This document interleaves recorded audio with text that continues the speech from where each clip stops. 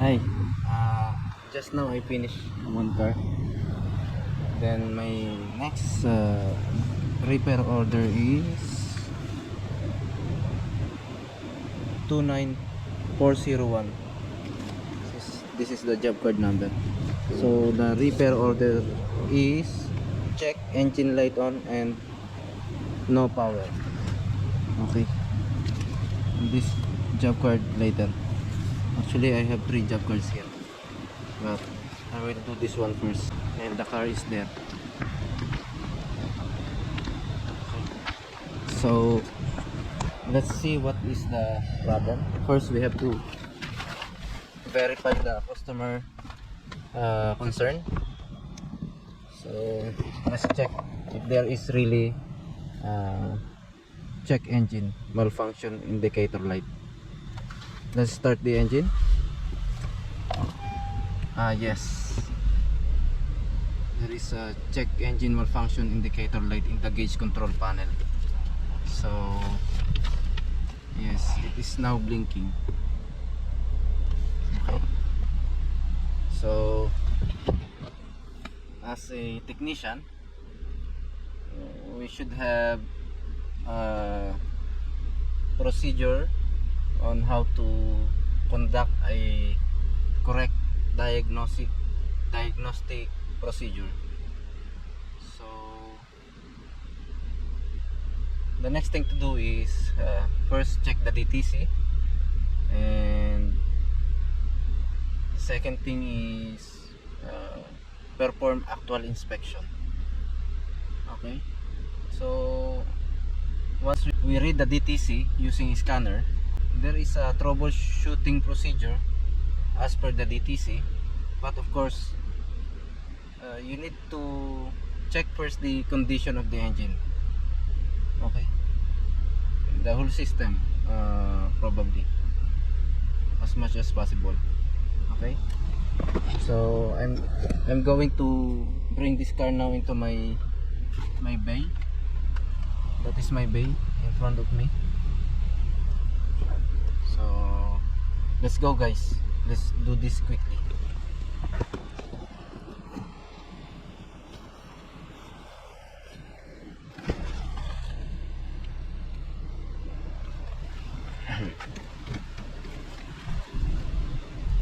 Okay, there is also engine jerking, and I noticed that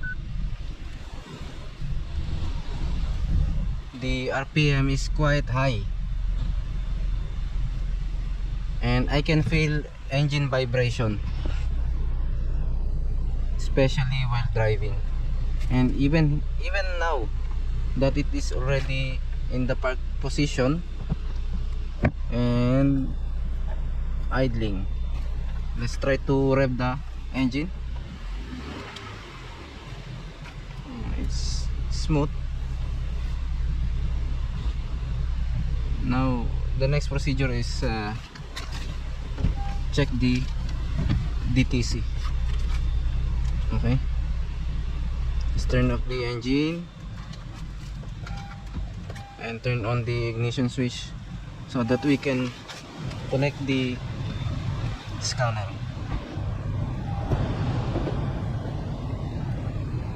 Let's connect the scanner.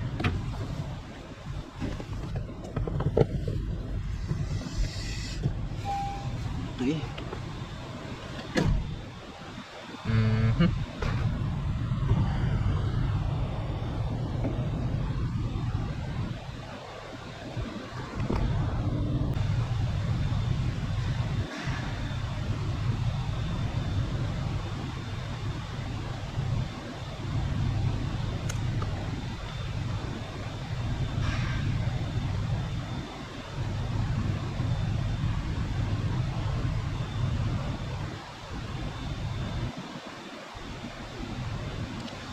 Let's do the health check so that we're gonna scan the whole system. So this is better than checking one by one every system. At least here all the DTC in the entire electrical system can be seen. Okay, see all DTC tests. Okay, yes, turn the ignition switch off and then on. Okay, it is now starting to scan all the DTC in the system.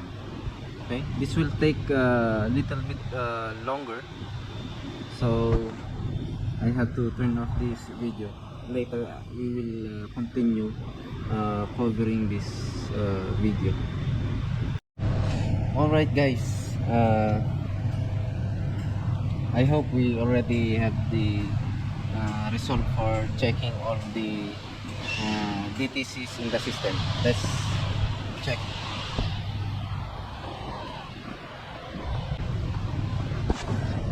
Yes.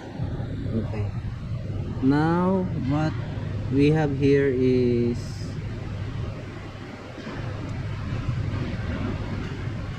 there is a DTC from fuel and emission system, which is P2652 rocker arm oil control system B, stuck on, switch circuit low voltage. Okay, so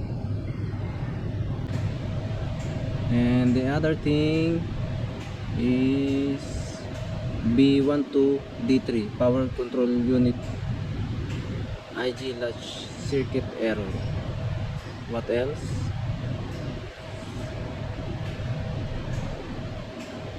Gauge control module lost communication with PTG. Okay, and gauge control module lost communication with MICU. What else? There are so many. So U0199 again, B12D3 and U0199 and B1223 and U0180. Okay, let's just clear all this and focus into the customer complaint, which is Dtc P2652. Okay, let's try to clear the DTC. Let's go to the system. And by the way guys, we have to take note this DTC.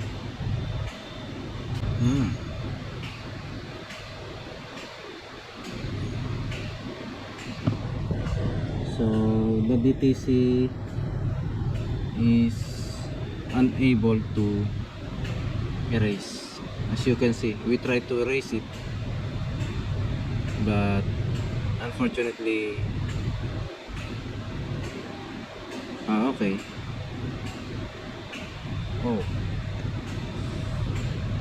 So it instantly coming back after erasing the DTC. So it means this DTC is permanent. There is really a problem. It's not intermittent problem or intermittent failure, but this is permanent failure in the system. So let's check, let's do the actual inspection and follow the diagnosis procedure for P2652. Okay, first we have to inspect the engine. Since rocker arm oil control system B stuck on, switch circuit low voltage, maybe what we have to check first is the engine oil condition.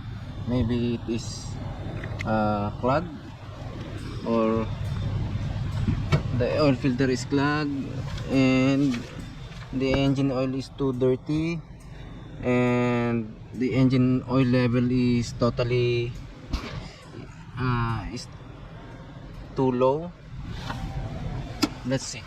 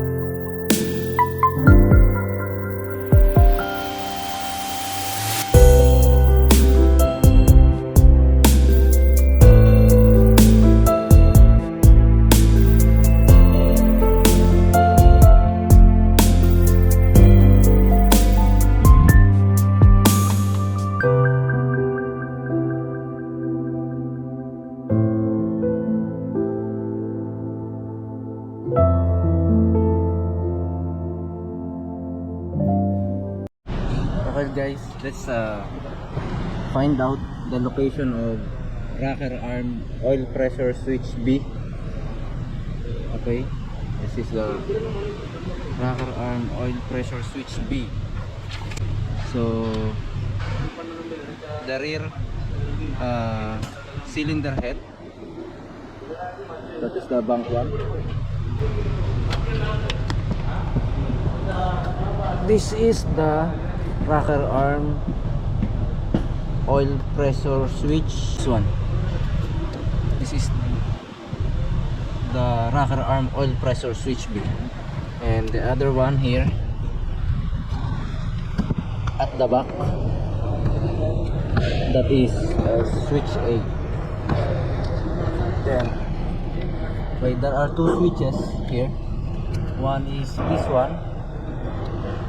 this one, and the other one is here in the front. So what we only the DTC said is rocker arm oil control switch B. Okay, so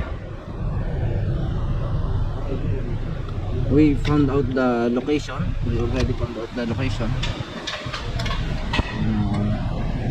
Now let's isolate. Let's try to isolate it. It says here it's low voltage. Why don't we try to disconnect the switch?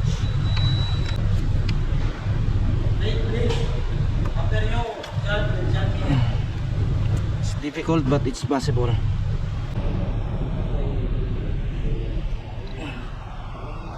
Okay guys, I think we have already pulled out the connector. Okay guys, let's measure the voltage of this connector.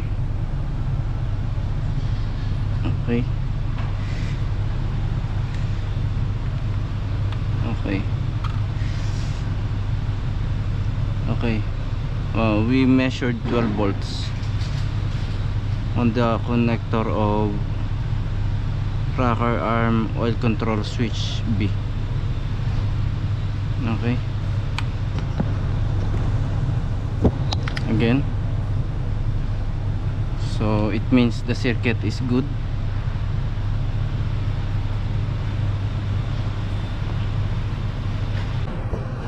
And clear the DTC.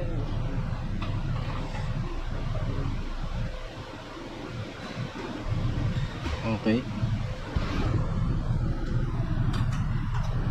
so the difference is that we can now clear the DTC after disconnecting the connector of rocker arm oil control switch B. Okay, so it's confirmed. Let's try to start again the engine.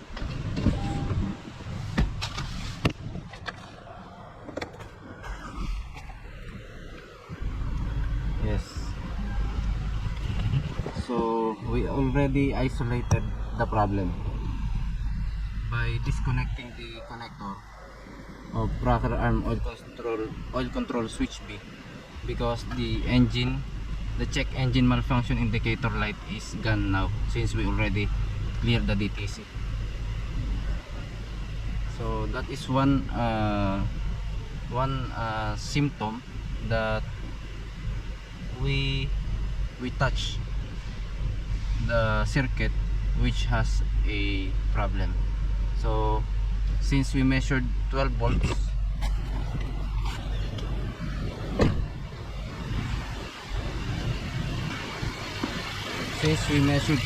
before the load, which is this connector, so it means the circuit is good, and we can now give the final judgment for a faulty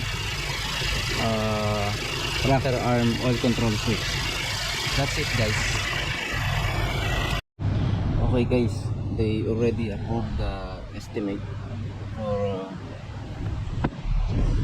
rear spool valve assembly, since the oil control rocker arm oil control switch B is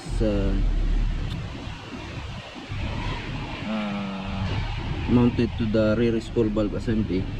I gave this assembly because it might cause any failure in the future. So as you can see, it's approved. They are all approved. Okay. And this is the oil system cleaner. So we only need to fill this one into the engine oil filler cap. We have to apply this inside the engine and start the engine for about 5 minutes. Okay, in order to clean the internal parts of the engine. Okay, so it will be, since the customer is waiting, I have to do this fast, but I cannot cover all the video, guys. It's easy. You only need to apply this one before changing the engine oil. Just fill it and start the engine, and then we can change the oil. Okay, so let's go, guys. I have to do this faster. Okay.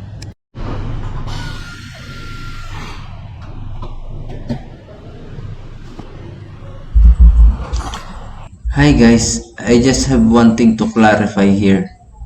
The diagnostic result for Dtc P2652 is only a faulty rocker arm pressure switch, but I am now replacing the whole spool valve assembly because there was no separate pressure switch in EPC or electronic parts catalog.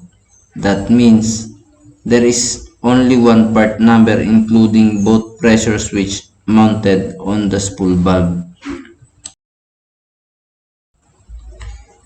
So I said yes, it's better to replace it as assembly so that if ever there is also a mechanical problem of spool valve because of dirty engine oil or metal particles clogging in the system, I have 100% confident that the customer's problem will be solved.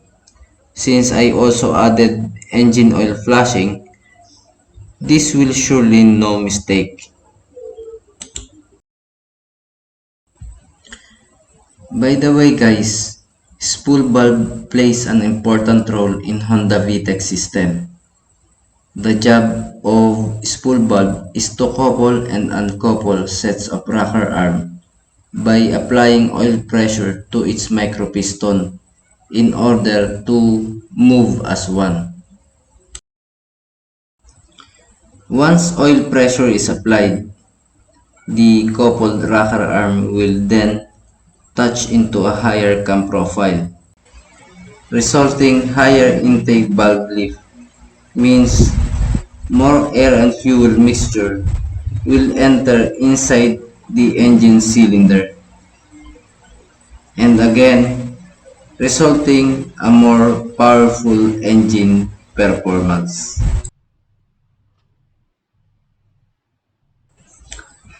VTEC system modifies engine power from low speed, mid speed and high speed depending on various inputs with regard to driving condition.